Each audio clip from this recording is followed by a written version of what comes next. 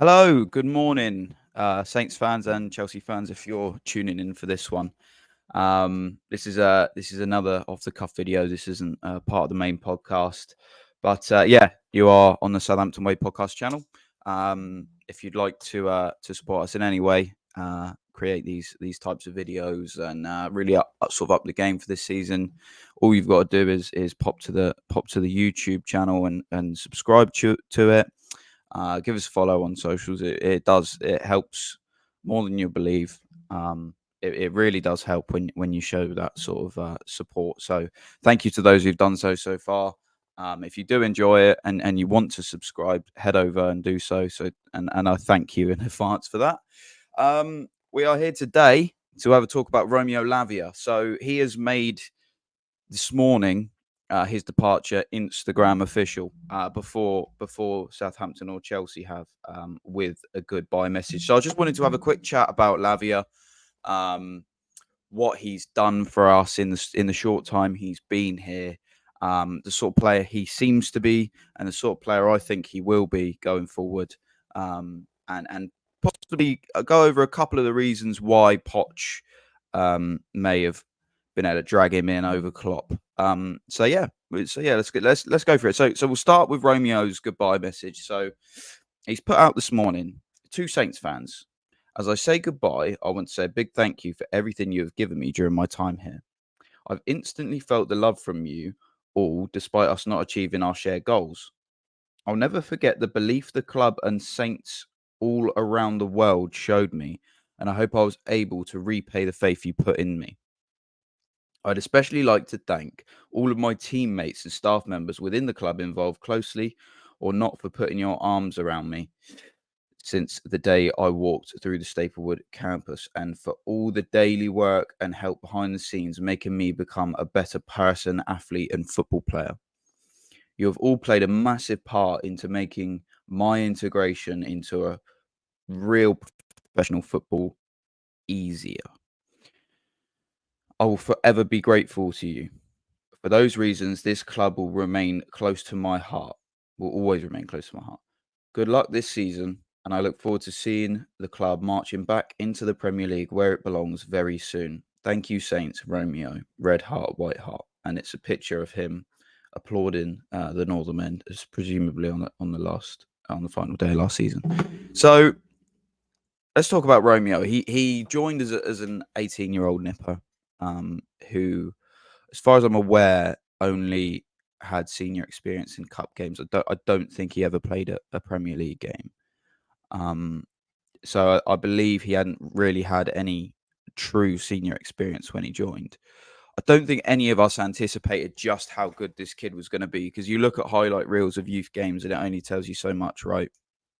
There are stars at youth level that never do it at the top level. I mean, there's famous stories of top players at the top level naming youth players that said that they were miles better than me. I think of Ravel Morrison, players like that who massive players at Man United saw in their youth days and said this kid is the most talented guy they'd ever seen, and just never did it. So you kind of take those with a pinch of salt, but he did look good. He looked like a player who could receive the ball deep and distribute very, very well. Um, and that's exactly what he transpired to be at the top level, which was such a shock. I think early doors he becomes so important to us, and it was evident when he got injured. Funnily enough, against Chelsea, in that 2-1 win at St Mary's, Ralph Hasenhüttl, who lost his job weeks later, said it's almost embarrassing that an 18-year-old is clearly so important to us so early. He was almost enraged at the fact that this kid had walked in and was just outrageously better than all of his senior players. So, I mean, that just speaks volumes about Romeo, really. If he's walked in as an 18-year-old kid and he's got a better attitude and plays better football than players who've been around the game for 10, 15 years already on a professional level, or up to 10 years on a professional level, then that in itself just shows how good this kid is. And I've said it. You can go back through the pods. I've said it time and time again, Romeo Lavia's ceiling is as high as he wants it to be because he has got the talent. The talent is there. He doesn't need to work particularly hard on certain things to become this unbelievable player. I think I only remember him making one mistake last season, and it was on the last day against Liverpool, which was just a chaotic day anyway. But there'd be some games where he wasn't involved as much, but even when he had things to do, he was just fantastic. So I think with Romeo, it's really the sky. It's such a cliche. The sky is the limit. There isn't really a height at which he has a ceiling. It just depends on how high Romeo wants to go, I believe, and if he can stay fit, which I believe he will be able to, because Mauricio Pochettino is renowned for um, getting his players into peak physical condition. We know that personally from his time that he spent here. So yeah, there's now links. We've got heavy links. We've got at Chelsea.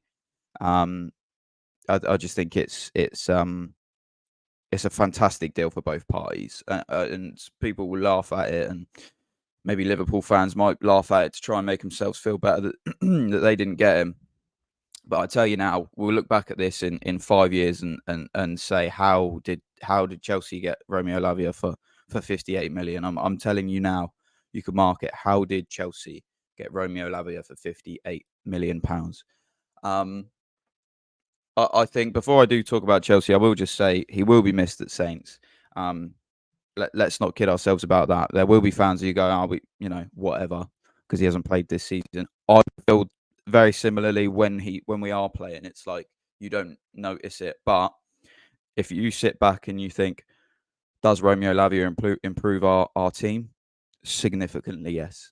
Absolutely, like there's no question. So is his presence not being in that team going to be missed? Absolutely, it will be missed. And I think anyone who says otherwise is trying to make themselves feel better. He will be missed. Um, because he's a talent. So there is that. So I think all Saints fans would like to thank you, Romeo, for the effort that you put in. Because frankly, last season you looked to be one of 2/3 players who just gave 110% every week, and for that you cannot be faulted. And yeah, the talent the kid's got is almost, it was, for me, it's unmatched for a player in his position, in his age. I've not seen a player in the number 6 at his age be that comfortable, and that sounds outrageous given the talent out there in Europe and the rest of the world. But you wait, you come back to me on this when Romeo is right up there, because he is going to be right up there. So how does he fit into Chelsea's system? I don't know what Chelsea fans are expecting of him or what they've seen of him, but I can tell you from a Southampton standpoint, he will fit into your team like a glove, and he will stay there. He'll be a mainstay in your team this season, um, especially knowing your manager better than you do. Mauricio Pochettino has always had a tendency throughout his career to play with two number sixes. Um, when he came to us, so I believe his two sixes were Morgan Schneiderlin and Victor Wanyama.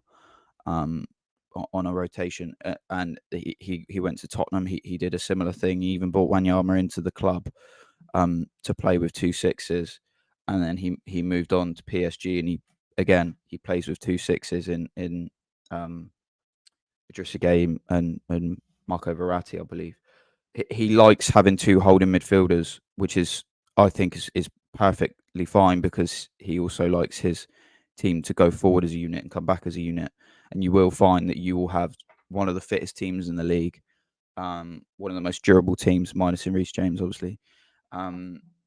Injury wise, you're probably not going to see a lot, because the attention to detail is outrageous. And if you'd like to go back and have a look at just how good Pochettino is for a team, you want to go back and check out our interview with Ricky Lambert a few weeks back. He talked about Mauricio Pochettino and his attitude and the attention to detail, and he talked about a training technique called the Superman syndrome. So to summarize it really quickly, he basically has you do a horseshoe from corner flag to corner flag 3 times flat out, 90 seconds. You've got to do it. And that's just to start the session. So, you know, yeah, and there is a funny anecdote he told about when he went in and told him that was a little bit too much for them. But if you want to watch that, you can go and have a look. It was a few weeks ago, but it does give you a real insight on how Pochettino works and how he felt his body of work changed the scope of the Premier League, which sounds laughable to Big Six fans when you think about it being Southampton. Um, but he genuinely has come out and said and believes that the way his tactics um, were applied in the Premier League for a team like Southampton changed the Premier League, in his words. And I think he means in a way of you're now seeing clubs like Brighton and Brentford play in a very similar way with the high press and operate in a very similar way that we used to do, that we completely lost, and that's why we went down. But yeah, it's very interesting insight from a player who worked under Poch. Go and give that a watch if you'd like. I think I'm making an early prediction now. Lavia will be one of your top performers this season, and in 3 to 4 years' time, people will look back and say, "How on earth did they get him for 58 million? That is an absolute snip." And I think the fact that you've signed Caicedo for such big money takes the pressure off of Romeo, really, because who in their right mind is able to deal with that sort of price tag at that age, right? If you're going in at just turned 19, you've had two clubs fighting over you. One doesn't want to pay much, and one is happy to pay. How do you deal with that sort of pressure?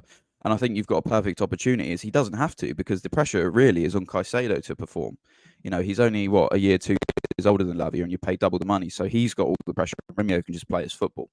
So I really think it's a good deal for both parties. We've been compensated fairly. Chelsea have got themselves, why I'm telling you now, is a bargain, and an unbelievable footballer. And I think it's one of those deals where everybody's happy. So can't complain. What I'm going to do now, I'm going to throw you back to a clip of us talking about Romeo's time at the club. This is from our most recent podcast, which is episode 17. It drops tonight at 6:30. So Saints fans, you're going to get a quick preview of tonight's pod. Should the Lavia deal be announced before that time? So yeah, enjoy. Thank you for those coming back. If you are new and you do like to keep up to date with the transfers and keep up to date with Southampton and the EFL and even for Premier League clubs who are taking our players, your support is not unnoticed. I'm very grateful for it. And if you could just drop us a subscribe, that would be amazing. So yeah, have a brilliant day and enjoy this. Martin, what did you make of so the very first question he comes out, he has to talk about accepting the bid for Romeo Lavia. How would you sum up young Romeo's time at the club? It's been fleeting. It's passed us by quickly, but I mean, 60 million is 58. I think the official figure is quite impressive, isn't it? Yeah, it's unbelievable what they've got for him. It's brilliant. I know, obviously, Man City are going to take 20%, Alfie, of the transfer fee because of the clause they had. Yeah, I'm not sure, something like that. Unbelievable. It's unbelievable. Like, I think I kind of knew the Chelsea game at St Mary's last August that you kind of had a feeling that he wasn't going to be there for long. He was unbelievable that night. I think he got injured in the game as well, but the first 60, 70 minutes, he was incredible. But he's one of the best young midfielders I've seen there for a long, long time. He's a great talent. I miss him, but I just knew sort of like early on he wouldn't be around long. We'd have to plan for him not being here, but wish him all the best. I think he's a great player. I'll definitely follow his career now, seeing that he's played a part of it with us. And yeah, it'd be interesting to see what sort of game time he gets at Chelsea compared to Liverpool. Interesting that he chose Chelsea over Liverpool, because I think he would have got more game time probably at Liverpool. They were probably more in need of him than Chelsea. But I think working under Poch would be fantastic. Everyone speaks so highly of Pochettino. He's I heard Adam Blackmore speak about him yesterday, and he was just saying he's one of his favourite managers at Southampton. He totally adores him. He's just a gentleman, but he develops young players really well, and that's probably been a massive part of his decision making. I would think. Yeah, it's interesting. It's interesting because the whole Pochettino dynamic, I imagine, would have played a big part because you follow Poch's career, and he really likes to play with 2 6s, and to have depth in the 6 is probably really important for him this season. I can see plenty of players still to leave at Chelsea as well. I can't see the likes of Conor Gallagher or Trevor Chalobah sticking around. These sorts of guys, they're not going to be around, and both of them can play in a 6 if they. So I don't see any of them sticking. They're going to have to free up some fees for FFP and all that sort of stuff. So yeah, I think he will probably play a fair few games and develop a lot. And I've said all season, the kid can go as high as he wants as long as he stays fit. His ceiling is unbelievable for him. He's unreal talent. And yeah, touching on that injury, I think if I remember rightly, I was pulling my fucking hair out because he got injured in a tackle when the bloke was 50 yards offside and the lino didn't put his flag up until he'd already injured himself. So I was like, that was one of those situations. We lost a player for, was it 8 weeks or something, who'd become unbelievably important to us because they got this shitty rule where they don't put the flag up. But yeah, thank God we ain't got to deal with VAR or any of that shit anymore for at least a year.